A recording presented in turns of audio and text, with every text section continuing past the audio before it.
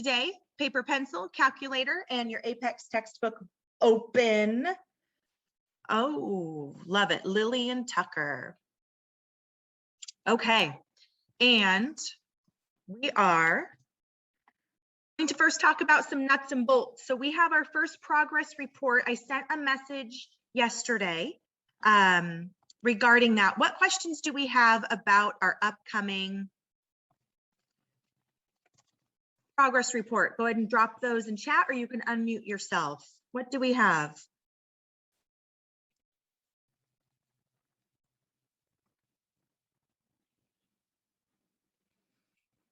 You entered late, please send me a message or stay after here and we can come up with a plan for exactly what needs to be done in order for you to be on pace or satisfactory, okay, for your September progress. Also, did anybody spy a new icon on your Launchpad? Go ahead and go look now. On Launchpad, you should have a new icon that says tutor.com. This gives you 24/7 free tutoring support. So you can actually text questions and get support, even when you're working at 1 a.m., which I got some questions last night at 1 a.m., which is awesome. Give me a thumbs up if you can see that icon on your Launchpad. Teachers don't have it, so I'm wanting to make good. Good, Ashton, you can see tutor.com on your Launchpad. Awesome. All right. Consider using that as a resource, especially as you have questions. And I think the more you use it, the easier it will be. You can flex that tutoring support to your individual needs. Hi, Haley, welcome. Reminder, we have Zoom lessons every Tuesdays at 10. These will be recorded. They will be in our class, so you can watch them afterwards if you're unable. Oh, hi, Jasper. If you're unable to make Tuesdays at 10, recordings will always be available. And then every Thursday at 10 a.m., I'm also in Zoom for you to drop in to get help. Lastly, give me a thumbs up if you have received feedback from Mrs. Fergus on a summative assessment, meaning you've turned in a summative assessment and it has been scored and sent back to you. Good, I see a couple thumbs up in the chat. All right, let me show you real quick where you are going to see that feedback after you turn it in.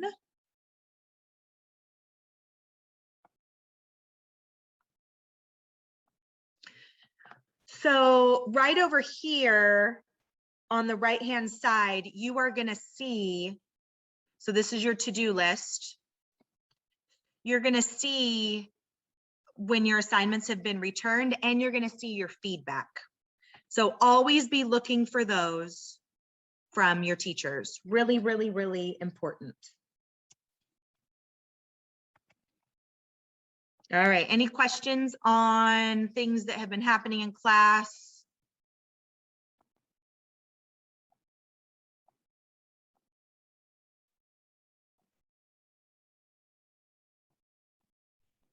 Okay, you guys make sure that this lesson works for you. Okay, so we are going to do a Unit 1 review today. So we're going to talk about the three lessons in Unit 1, Unit 1.1, Lesson 1.1, 1.2, and 1.3.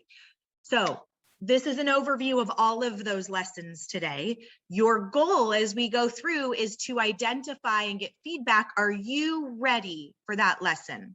Do you understand the material to be able to show that you know it on the unit test? If not, then you will know exactly what lesson you need to do some more work in before the test. So here's your steps in order to prepare for your Unit 1 test. You have your study guides and your checkup worksheets completed, and you have them there for you. True, false, type it in the chat or give me a thumbs up. You can use your notes on your assessments. Assessments or open note, true, false.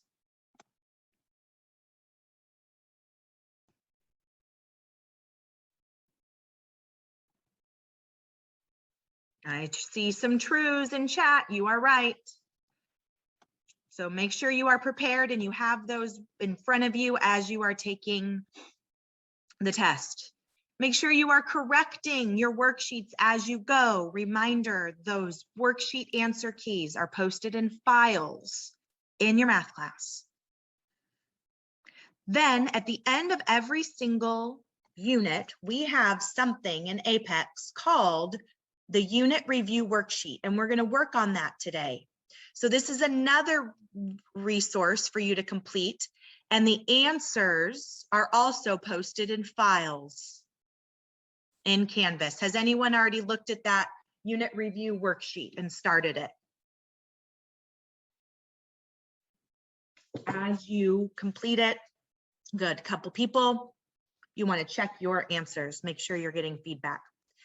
Additionally, as you are taking your quizzes in Apex, if you have questions, you're not sure why you missed a problem, screenshot those things. Screenshot the questions that you don't understand how to do, because then you're able to get help from me. You can be like, hey, Miss Fergus, you can come into a Thursday, Tuesday. Hey, Miss Fergus, there was this quiz question. I don't understand why I got it wrong. Can you help me? Right? Hey, Robert, are you here for Game Club, bud? Yeah. All right. Do you want to sit through an Algebra 1 lesson as well? Sure. Okay. Game Club starts at noon, just FYI. You are welcome to be here. Yeah, I'm fine with this. All right. So make sure you're taking screenshots of problems that you don't know how to do. Don't just move on. All right. Now, reading a lot of our getting started surveys, a lot of us have math anxiety and we're just worried about assessments in general. So if you are feeling this worry, you don't want to take a test because you're worried you're not going to do well, know that it's not final. You can always retake assessments. Do you see this? All assessments can be retaken. So what will happen, say you take your Unit 1 test in Apex and you don't do as well as you wanted to do. That's okay. Contact me. I will look at your assessment and I will find the problems that you need to do more practice on. And I'll give you a little bit of homework. I'll say, hey, go back to 1.2 and I want you to double check these slides, do these practice problems. Show me evidence you understand how to do them, and then I'll reset that unit test for you, okay? So your scores in this class are not final. That is what I want you to know.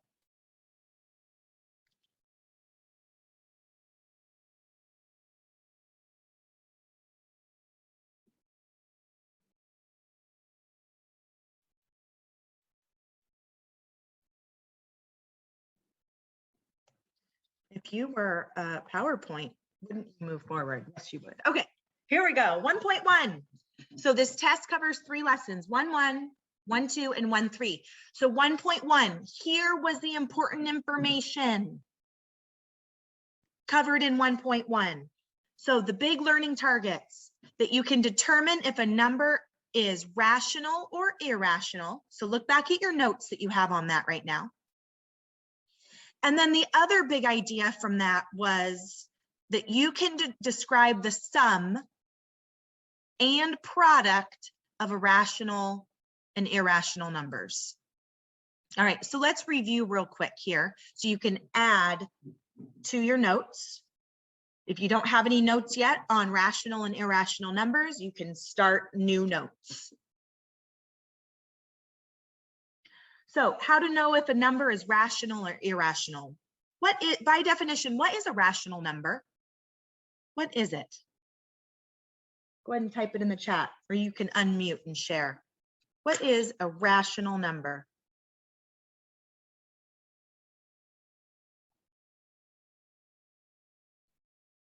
A number that can be written as a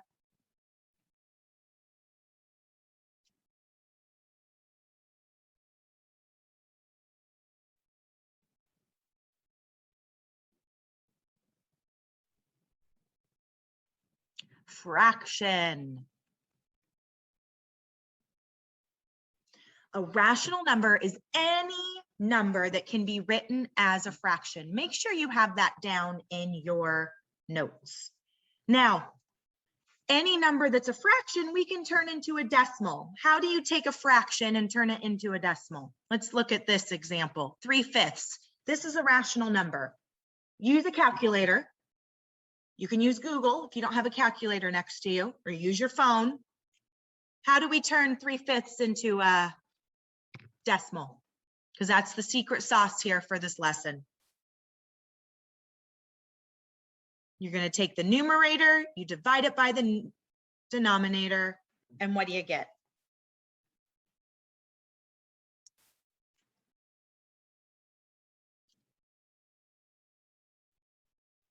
All right, and we get our decimal. Good. So 0.6, okay? Or 6/10. So a rational number can be written as a fraction. Now, there are some characteristics here of all decimals of rational numbers. So what I suggest you do is always, if you're trying to figure out if a number is rational or irrational, rewrite it as a decimal for yourself. Rewrite as a decimal. This is a little hack, because rational numbers have some characteristics. Rational numbers, their decimals will terminate. What does terminate mean? I'm going to terminate the ants in my house. What does terminate mean?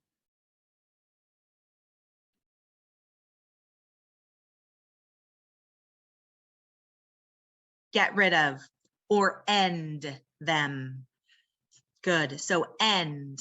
So a rational number, the decimal terminates. Look at our example here, 0.6. Is that decimal continuing? No, it has terminated. It has ended. So that is one characteristic of a decimal of a rational number, or it repeats.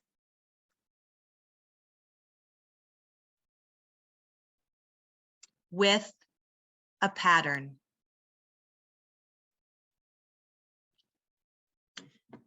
Write that down if you don't have that yet for rational numbers. How you can tell as a decimal is if it terminates or if it repeats with a pattern. Let's look at this famous rational number, 1/3. Put that in your calculator. 1 divided by 3. What does your calculator say?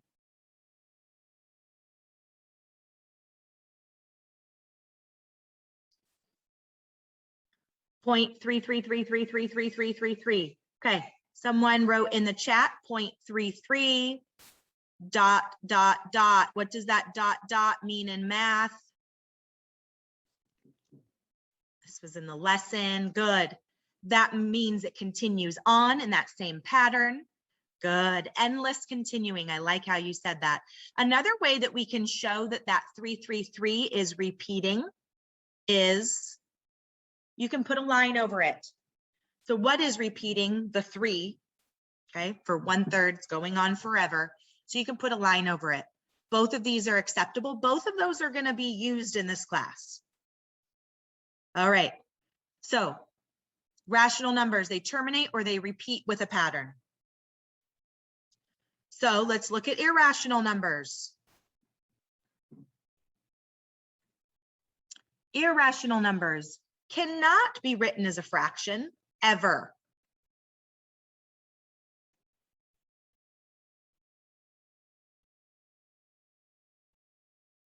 You are able to come up with fractions that will give you close decimal equivalents to an irrational number, but you won't ever be able to come up with a perfect fraction that will result. Okay, so as decimals, remember the hack is to turn numbers into decimals as the test to know whether or not they are rational or irrational. So the decimals of irrational numbers will not repeat and they will not end. Dun, dun, dun. Make sure you get that down. For example, square root of 5. Throw that into your calculator. Square root of 5.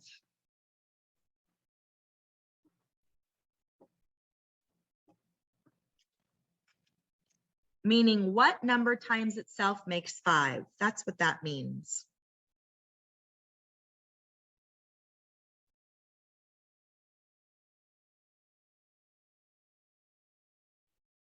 Okay, if you are using a cell phone, turn it this way, and it gives you a scientific calculator. Really important at this age when you are in algebra that you're using your resources. Calculator is a resource you have available to you in this class. Use it. Okay, so 2.236067977. Does anybody see repeating pattern in this decimal? And if you have it on your calculator, it just keeps going with random digits. There's no repeated pattern. Okay, so this is an irrational number. So that is your hack to know whether or not numbers are rational or irrational. So that was the first important learning target for 1.1. The next learning target for 1.1 is what happens when you add a rational and irrational? What happens when you add a rational and an irrational? And these slides, these pictures here were taken straight out of your study. And I wanted to show you, by taking these pictures, I wanted to show you, this is a method that you can do. As you're going through your study, take screenshots of important information and keep them. You can also have digital notes or take pictures on your phone and use them. All right, so here are the patterns that you discovered in this lesson. Rational plus an irrational number means your sum is going to be irrational.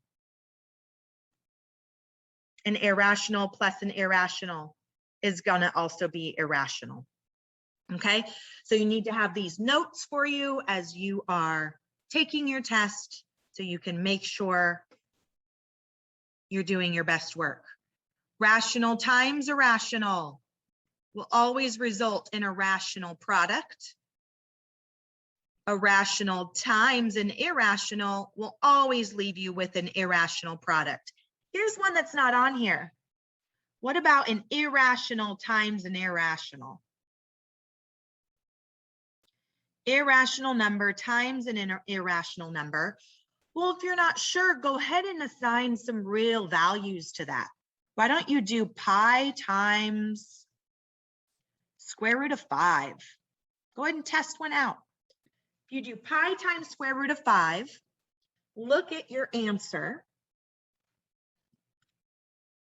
and make the determination.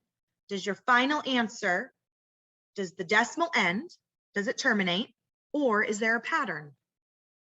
If not, your final answer then is that that is an irrational number. So I'm going to do square root of 5 times pi .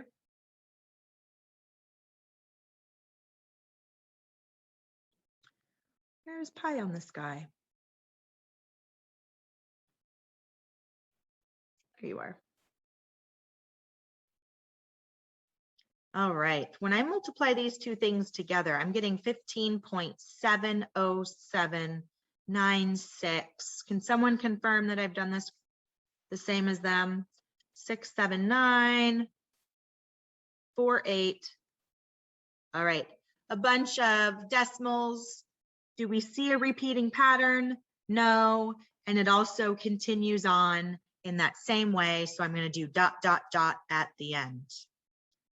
So an irrational number times an irrational number is also irrational.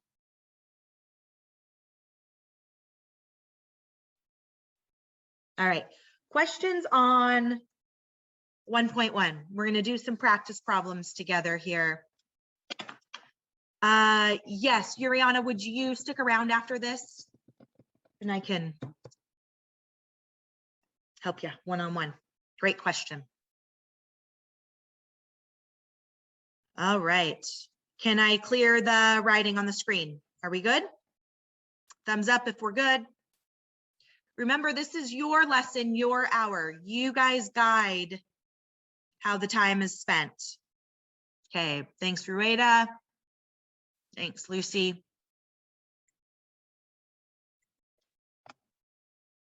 All right, 1.2. Your learning targets for 1.2 were that you could simplify expressions using the order of operations and properties of operations. So let's go ahead and look at this example together that hits the learning target there.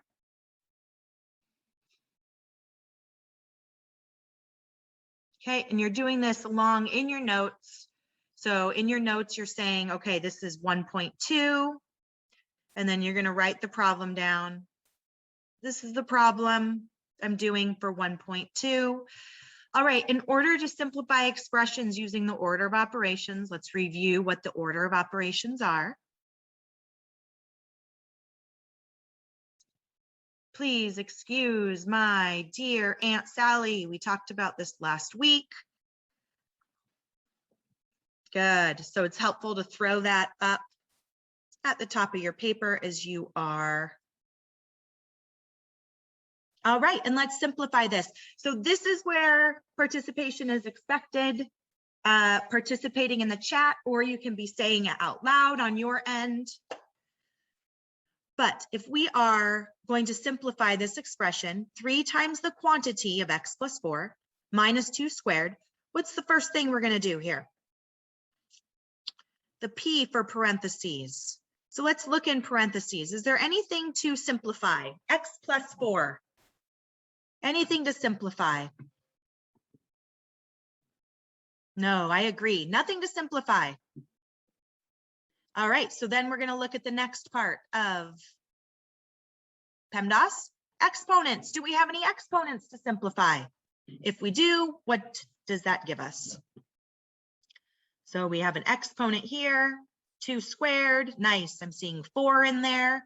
All right, so rewrite what you have then after you've simplified your exponent. 3 times the quantity of x plus 4 minus 4. Beautiful. All right, so we've done the P. There was none. We've done the E. Great.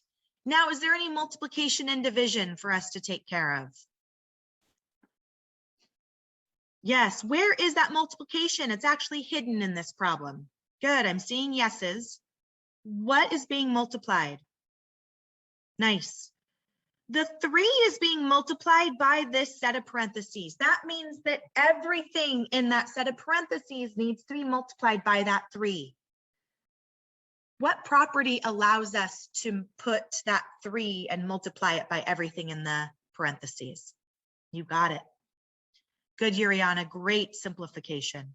So we're gonna distribute that 3 through that set of parentheses. Okay, so we're gonna do 3 times x, which is 3x plus, what is 3 times 4? 12, beautiful. Now I still have that minus 4, so I'm gonna bring it down, haven't used it yet.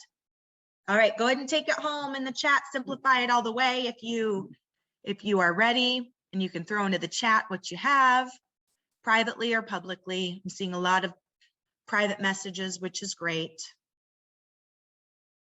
All right, last step. So there's no division to do. And then we do addition and subtraction from left to right. So we're going to go in order from left to right. We have an addition here and a subtraction. Well, can we add 3x plus 12? Are those like terms? No, so we can't combine them. So we can't add 3x and 12. What about our 12 minus 4? We can do that. Those are like terms. Good. So throw your final answer in the chat. What is your expression completely simplified? 3x plus.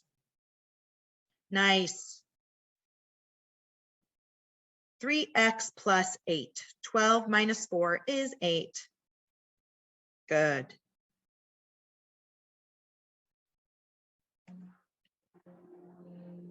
Good. Okay. If you need more practice on these types of problems, it's in 1.2. Make yourself a note. Good. No problems. Good corrections. Yeah, so as we're doing these problems, sometimes it can just be silly mistakes. Sometimes our mistake can be arithmetic, not necessarily algebraic. So lots of places for us to make mistakes. Just be kind to yourself and keep making progress.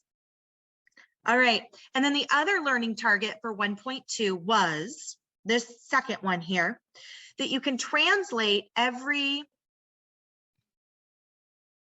let me move my things here, translate everyday language into mathematical expressions.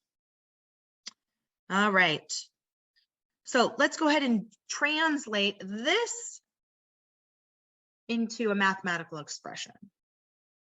Typically, this means that we have a variable.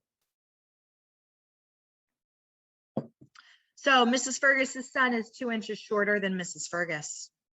If Mrs. Fergus's height in inches is represented by h, write an expression for her son's height. So Mrs. Fergus's height equals h. So we've defined the variable here. Good. So my son's height then is 2 inches shorter. So how would you write in algebra something that's 2 inches shorter than Mrs. Fergus's height? Great, Charlie. Great, Ashton.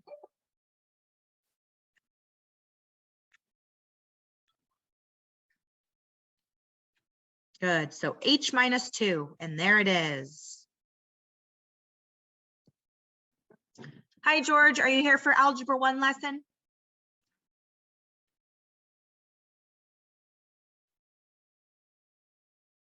All right. Thumbs up if I can erase the screen. Rueda, did you have a question? No. Thanks, Lucy. Okay. All right. Oops. Nice. Great algebra in the chat. All right. I am going to clear drawings. So that was the second lesson. All right. And here's the third lesson that you're going to be assessed on, third and last. Third lesson that you're going to be assessed on your unit test. So 1.3 is solving linear equations. Now, I looked at our Apex progress, and it looks like some people aren't quite yet done with this lesson, and that's totally fine. Make sure that if we go over this and you're feeling good about it, that you still do your checkup worksheet.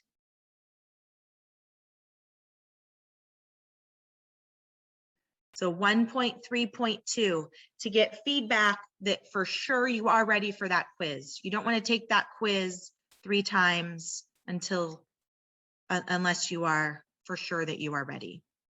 Okay, so your learning targets for this lesson, the big ones, that you can solve equations involving addition, subtraction, multiplication, and division. So let's do these 2 problems together. And what I am looking for in the chat here is, how do we solve these? For this first one, our variable is being divided by a -6. What undoes dividing? What undoes division? What is the inverse operation for that first one? So we're going to use the inverse operations. Good. Seeing in the chat that multiplication is the inverse operation. So we're going to multiply both sides by -6. Good. And then we're going to simplify. Look at what happens here. -6 divided by -6 goes to a +1. That is why using an inverse operation is helpful. So look at, you're actually simplify this down to 1x, which is the same thing as x. We're balancing the equation. Whatever we do to one side, we have to do to the other. -2 times -6. Final answer. Good. I'm seeing it blow up the chat. Final answer is 12. Okay. Now, Here's a math love letter to you from your math teacher, Mrs. Fergus. Anytime you are solving an equation, there is no excuse to enter an incorrect answer because you can always check your answer. So here's what you're going to do. Take this answer that we think is the correct answer and substitute it into the original problem. So we're going to take 12, we're going to substitute it in for x. So the question is 12 divided by -6, is this equal to the original problem, which was -2? Is this true? Go ahead and check that on your calculator that you have, because we're using that as a tool. Please give me a green check. Is 12 divided by -6 -2? If it is, that means we've solved it correctly, okay? And it's just a simple check that takes you less than 30 seconds. Go through that process. Super important. I don't see any green checks. Has anyone verified that we did this correctly? Is 12 divided by -6 -2? Good, thank you, Charlie. Okay, so that checks out. We've done that correctly. All right, go through that, check, always. All right, on this second one, problem number 2 here, we're going to use the inverse operation again to get x isolated, x alone. What undoes subtracting 14? What's the inverse operation?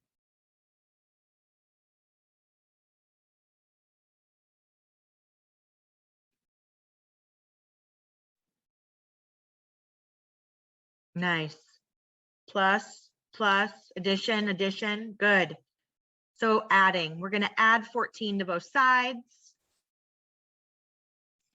X equals, final answer. And then if you already got the final answer, go ahead and check it, make sure that you've done it correctly. Okay, final answer there is x equals 12. Let's make sure we're substituting in 12 into our original to double check.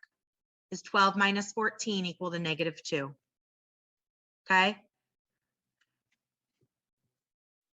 Take the time to do that little spot check.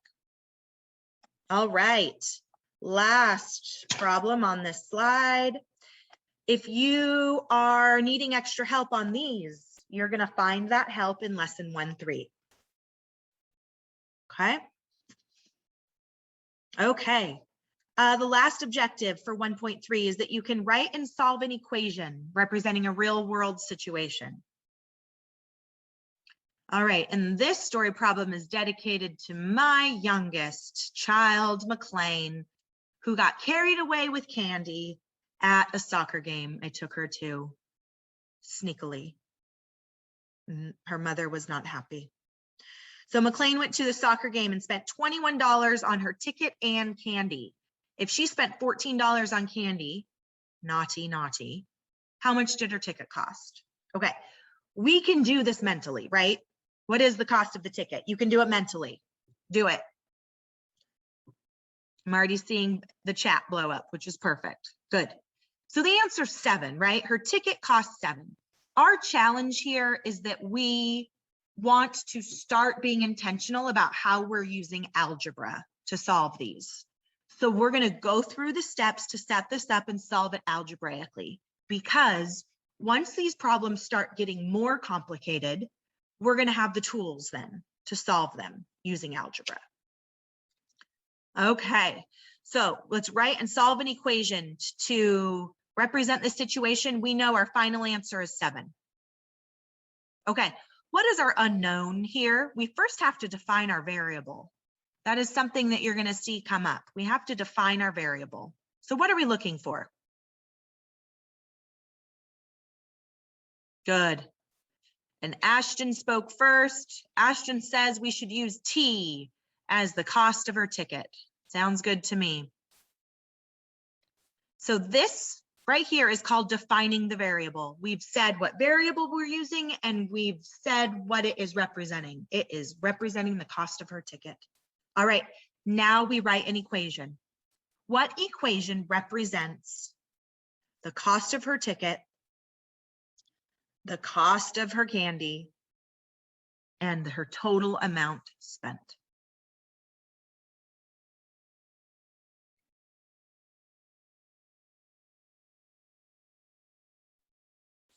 So the ticket plus her candy, which was 14. Great equations I'm seeing in the chat. Ticket plus 14 equals her total, 21. There we go. So if you are asked to do this problem, here are the things we're looking for. We are looking for you to define your variable. We're then looking for you to write an equation. And then lastly, we're looking for you to solve your equation while showing your work. And I totally get that it might be silly to do for this problem because it's a one-step equation and you can do it mentally. The point here is that we're practicing the algebra process, and these will be increasingly more challenging as we go. So to solve for t, we're going to subtract 14 from both sides. Final answer, do we get our 7? All right. So Mrs. Fergus's naughty child spent twice as much on candy at that soccer game than the cost to get her in. Naughty. All right. What questions do we have on 1.3? All right. Thumbs up if I can clear the screen. And then we're going to go and look at that review worksheet and pull a couple problems off of that. So thumbs up or a green check if I can erase the writing on the screen. Thanks, Shuriana. Thanks, Charlie. Okay. If you are hooked up to a printer and you haven't yet, now would be a good time for you to print out your, I need to log into Apex. It would be a good time to print out your review worksheet if you're able to access that. All right, so I'm going to log into Apex. Tends to go dead on me here. So we're going to do a couple problems on this review worksheet. And then I'm going to stay in for one-on-one questions.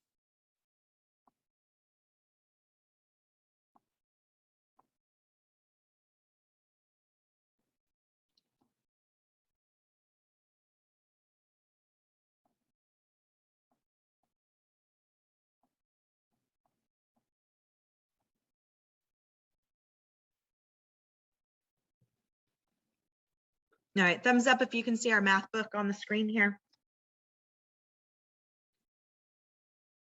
Thank you, Robert.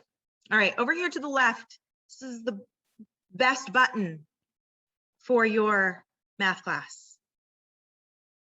Click that outline button, and this is where you see your math textbook, okay? All the different parts.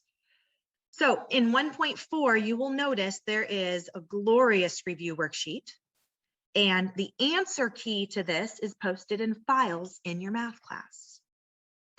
So you're going to do this worksheet and then check your answers. And I suggest you check them as you go so you don't accidentally do a problem wrong. Okay, and you're using your notes as we do this together. And because we're not going to do this whole worksheet, I'm going to ask for you which ones look the scariest or which ones you want to do. So looking at number 1 and 2, which of those two would we like to do together?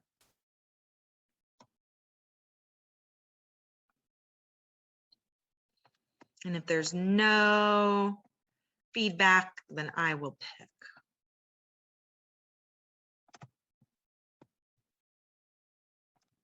Okay, someone says number 2 looks really scary. All right, I agree. Number 2 looks really scary. Okay, the sum of this number and this number is a blank number.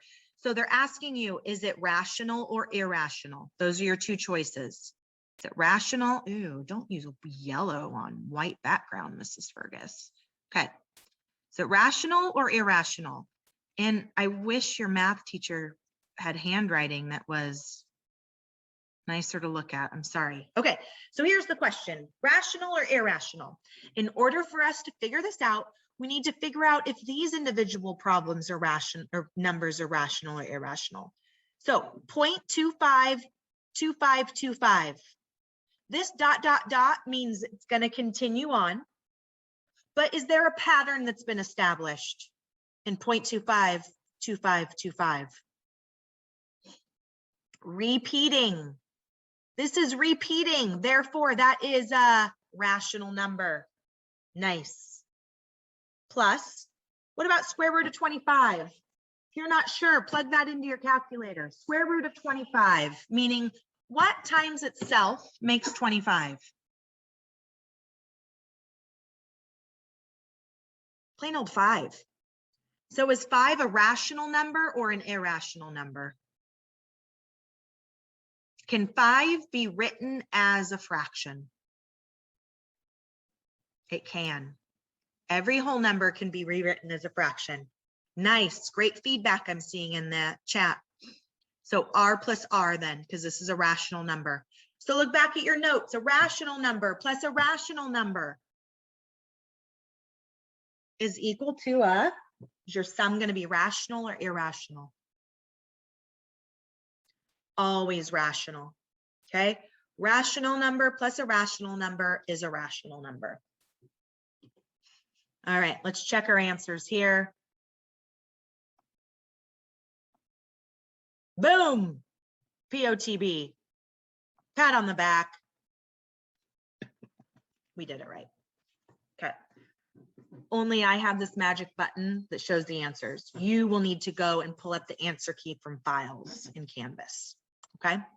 All right. Number 3 or 4, which of those looks the scariest? 3 or 4.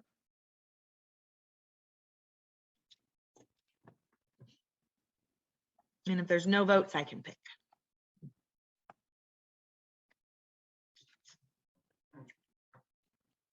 Both are scary, right?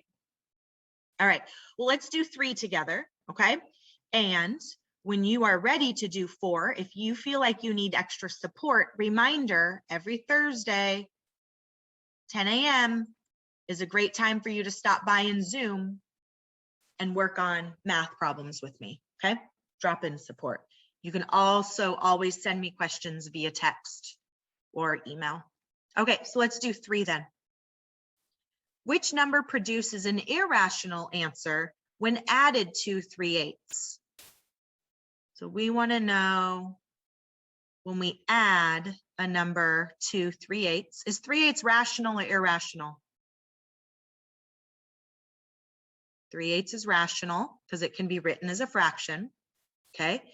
So which number produces an irrational number when added to 3/8? So the question is rational plus what equals an irrational number? Fix that. A rational number plus what type of number gives you a sum of an irrational answer? Yep, I agree, Ashton. So it needs to be an irrational number. So we are looking for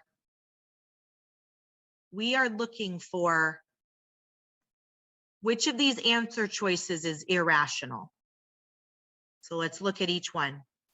Is 2/5 rational or irrational? It's rational, can be written as a fraction. Okay.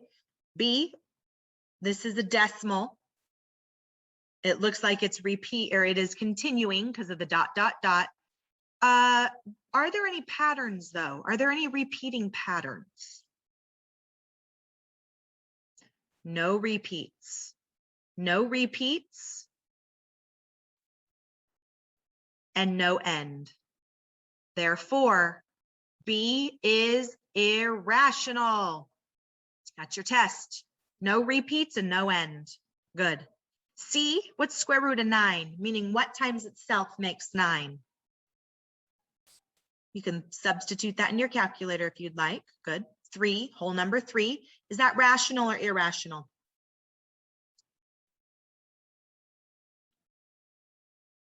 It's rational because it's a whole number. All right, 0.78. Is that rational or irrational?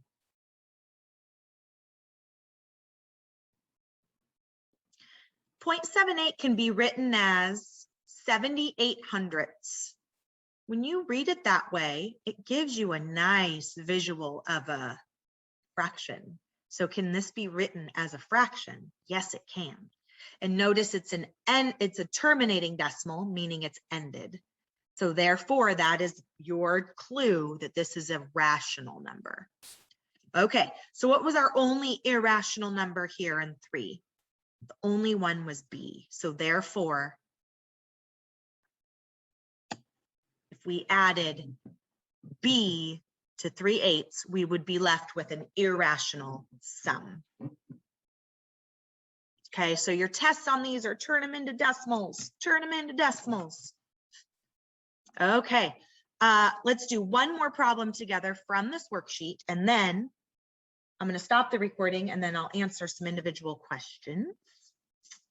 And as you finish this worksheet this week, before you take your unit test, you want to check your answers. And if you need help,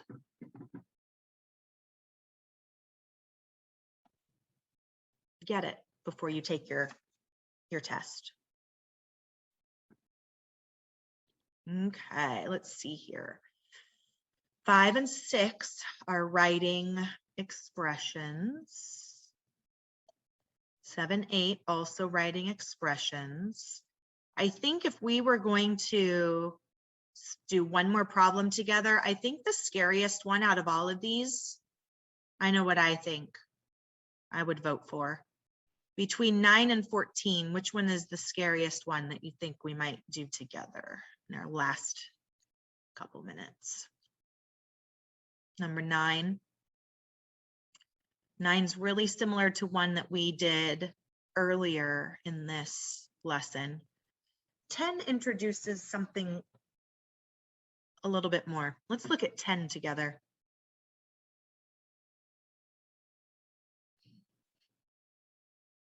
Okay, so we want to simplify using our order of operations. So we're going to do number 10. Go ahead and take a moment to write that down in your notes, and let's solve this together or simplify it together.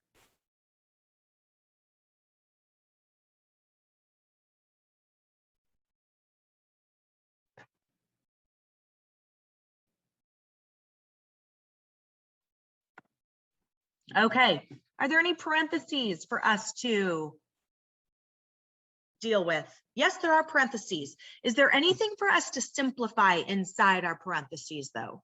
So we have an x plus 1. Can we simplify that? Nope, we can't combine like terms. So there's nothing to do in parentheses. Next is exponents. Are there any exponents? Nope. All right.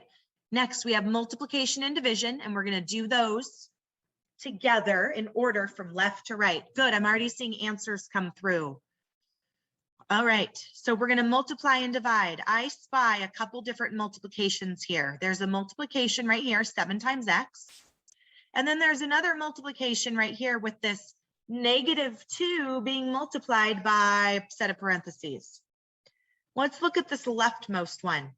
7 times x can't be simplified anymore.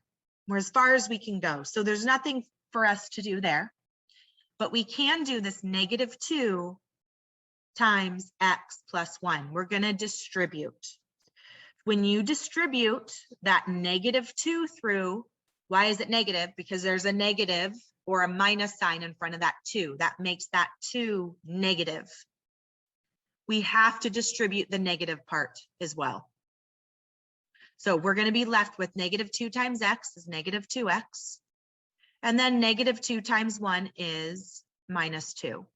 Now rewrite the other parts of this expression that we haven't used yet. We haven't used 7x, and we still have a +4 at the end. Okay, so that blue part in the middle is our distribution. All right, Any other multiplication or division that we need to worry about on this problem before we go to addition, subtraction? We are good. So last steps, we're going to do addition and subtraction from left to right. So this is where we combine like terms.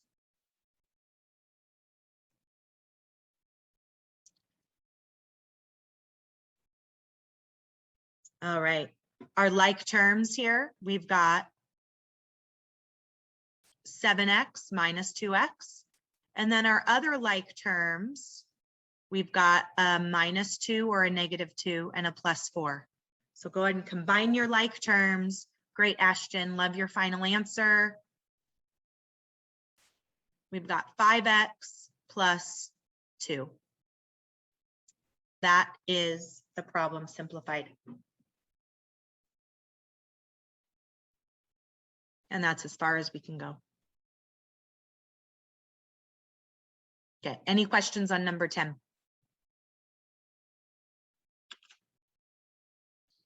Okay, so here are next steps. I am going to stop the recording and we will get this published into our course later today so you can look back at it.